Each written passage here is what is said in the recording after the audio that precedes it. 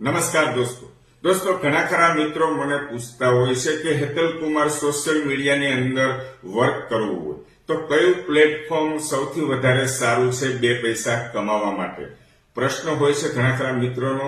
તો મારી દ્રષ્ટિએ દોસ્તો નંબર 1 ઉપર આવે છે યુટ્યુબ, નંબર 2 ઉપર આવે છે ફેસબુક, નંબર 3 ઉપર આવે છે ઇન્સ્ટાગ્રામ।